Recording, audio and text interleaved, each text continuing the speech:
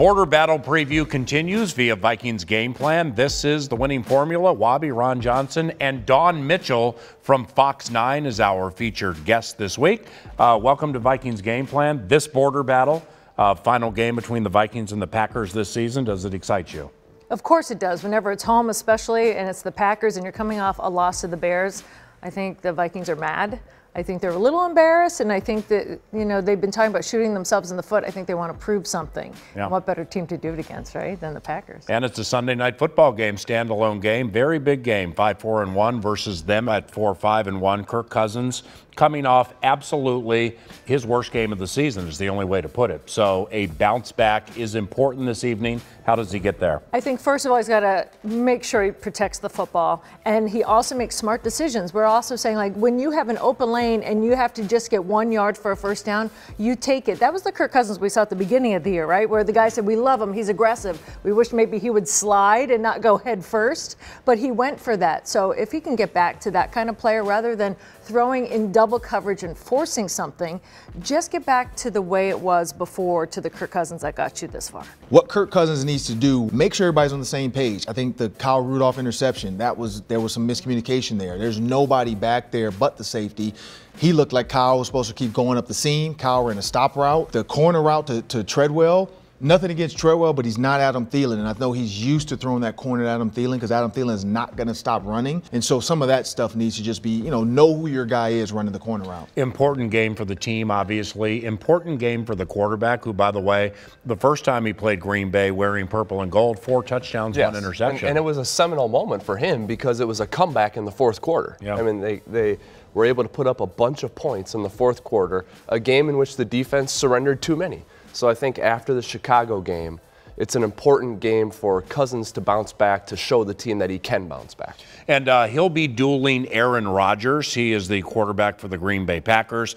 And Aaron, in a situation like this, in this building against this team, what do you guys expect from Aaron? Well, the last thing I know he's wondering, too, is Anthony Barr playing. I mean, those two clashed last time they're on this field. So One way to put it. Anthony Barr said he's ready to play this week. He hopes to play this week. I know Aaron Rodgers expects that. I know the referees are looking for it. But with Aaron Rodgers, 19 touchdowns to 1 interception. He's the Aaron Rodgers we know he is. Wow. You've created now a run game in Aaron Jones. And so if they can get the run game going, that's when they're dangerous, because Aaron Rodgers doesn't have to beat you. You want to make them one-dimensional where the run's gone and you can kind of sit back a little bit and play coverage. But if you have to stack the box or have Harry come up and help support the run, it's going to be a long day. And then you're going to need guys like Jaron Kearse and Anthony Harris to step up. I think they're ripe for the picking. You know, there's kind of like a schism now everyone's talking about between Aaron Rodgers and head coach Mike McCarthy. He's not happy with how boring and how vanilla their offense has been. Also, when he steps up in the pocket, he slides out a lot more. He does not stay in the pocket as much, and when he is,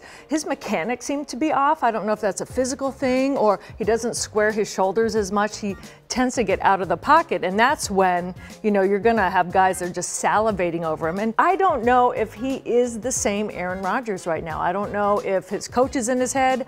I don't know if something is going on when he is in the pocket and doesn't want to stay there anymore. His presence there has changed. So I think this is a great game for the Vikings to just really pounce on him. Maybe I'm wrong, but that's what I think. Yeah, I mean, Aaron Rodgers has always been a guy that created more time for his receivers by moving around in the pocket. I know we've seen graphics of the line drawn and how much he runs around. But this offensive line is not as good as it used to be, and that's the problem. His quarterback's coach, who he loved, is gone. That's another part of the problem, the guy that stays in his head. The other part about it, I think he just disrespected Seattle. Like, I don't think he thought Seattle was as good as they were, whereas he's scared of the Vikings defense. I mean, 10 sacks in one game.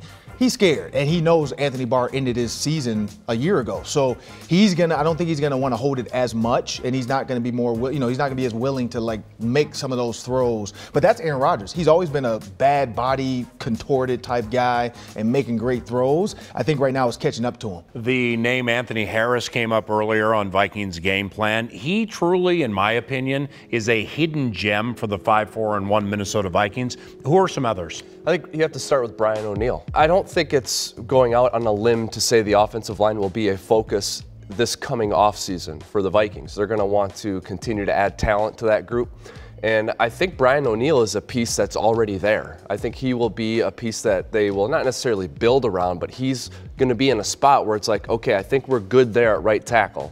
because of how O'Neal played. So let's address some other areas. Yeah, big time. I agree with you on Anthony Harris. I just have to go there. I think Pro Football Focus says he's the best safety in the league. You have to say, what is this kid doing well? It's not just he's getting his opportunity, but he's taking it and he's using it wisely. And we've seen that in flashes the past couple of seasons. But to get the 2 picks, even a couple of games before, he seems to be in the right place at the right time and smart, heady decisions. He's still out there working hard and staying in position. I think we'd be remiss to talk about hidden gems for the Vikings and not mention Stephen Weatherly. Yeah. You know, Stephen jumps in when Everson Griffin is out for a while, and if you deep dive and look closely at that Bears game and the work he did in contain against those stretch run plays, specifically Tariq Cohen, Stephen Weatherly has developed into a fantastic defensive end. Affirmation of the opinion that Weatherly has played well is the fact that since Everson has come back, they're still using Weatherly. So Weatherly gained that experience and was productive when Everson was out. Everson comes back and they're still using him. I think that's a good sign for him. Don Mitchell from Fox 9, Wabi, Ron Johnson, I'm Paul Allen. Happy holidays from those of us here at the Vikings Entertainment Network. That's Vikings Game Plan from the TCO studios. Thanks for watching.